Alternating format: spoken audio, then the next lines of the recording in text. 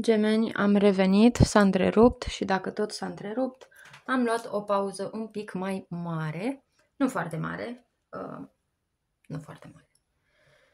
Am și extras cărți în plus, am și mâncat un pic, cred că cam mult, dar e în regulă. Și am meditat un pic asupra acestor cărți și lucrurile sună cam așa. Prima oară am auzit cu regele de monede în poziție inversă și cartea cumpătării în poziție inversă că nu este nicio diferență între materie și spirit. Asta este pentru cineva. Că materia nu este altceva decât un nivel mai dens al spiritului. Și aici, practic, îmi vine să intervin cu acea zicală, precum sus, așa și jos. Precum în interior, așa și în exterior. Cineva trebuie să știe asta. Nu e nicio diferență. Nu e nicio separare. E unul și același lucru.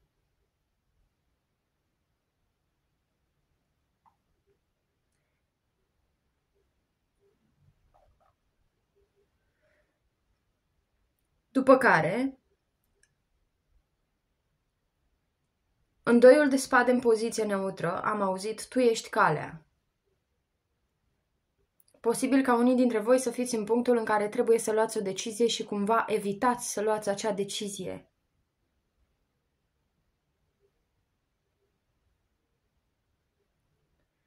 Și aici, ce este de adăugat, sună cam așa. Ați simțit vreodată că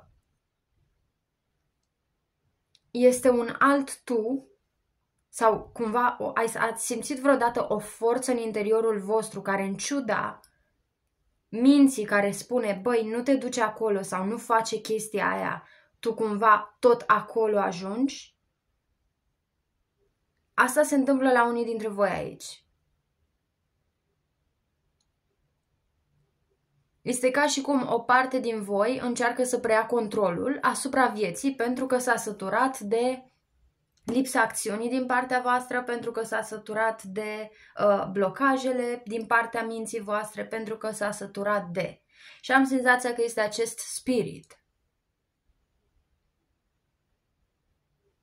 care încearcă să spargă aceste bariere provenite din minte și programele sale. Vedeți voi, mintea cumva este o unealtă și a înregistrat foarte multe lucruri. Ce e bine, ce nu e bine, ce e bine, ce nu e bine. Și am senzația că la unii dintre voi este vorba de o situație aici în care spiritul nu vrea să se conformeze. Nu vrea să urmeze regulile spuse de mintea voastră. Vrea libertate, vrea să se dezlănțuie de aceste înlănțuiri ale minții. Pentru unii dintre voi este vorba despre o situație legată de o dorință. E o dorință a voastră, un vis al vostru. Unii dintre voi ați spus nu, la naiba cu visul ăla, la naiba cu dorința aia, eu îmi văd de drum. Cartea lumii, universul, ați încercat să puneți capăt la ceva.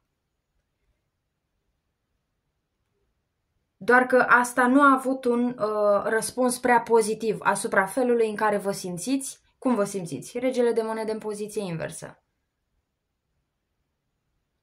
Cum se traduce asta? Păi nu-ți găsești locul, simți că te-ai mințit pe tine sau că te minți în continuare pe tine, cu cartea soarelui din nou în poziție inversă, e ca și cum voi evitați să vedeți ceva ce este evident.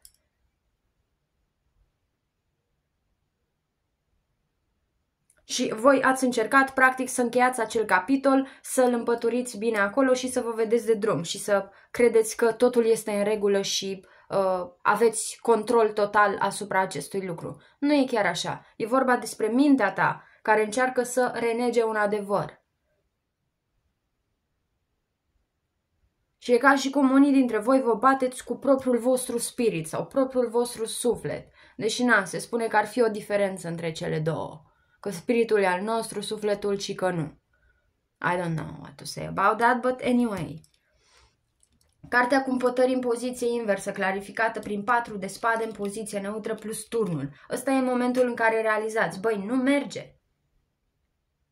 ăsta este momentul în care realizați că nu mai aveți liniște mentală, că pur și simplu lucrurile nu sunt la locul lor. Și turnul reprezintă acest moment de trezire și am zis să-l clarific și este clarificat prin Cavalerul de bute, Cartea Stelei plus 5 de bute, din nou 5-ul de bute. Doar că acest 5 de bute este cauzat de voi. Este o perpetuare a acelui conflict care s-a întâmplat undeva în afară, dar voi l-ați preluat în interiorul vostru, în viața voastră, în templul vostru. Și practic este acea perpetuare a conflictului care încearcă cumva să vă diminueze manifestarea acestor vise. E ca un virus. Pe asta n-am mai gândit-o până acum. E ceva nou. Îți mulțumesc pentru asta. E ca un virus.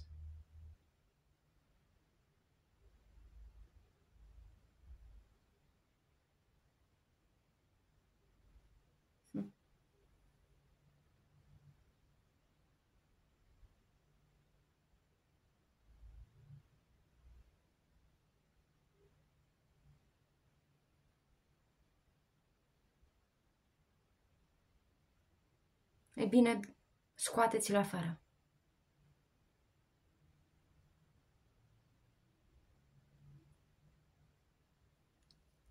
Ok, dragilor, asta am avut pentru voi, sper că v-a fost de folos, vă mulțumesc foarte mult pentru tot suportul.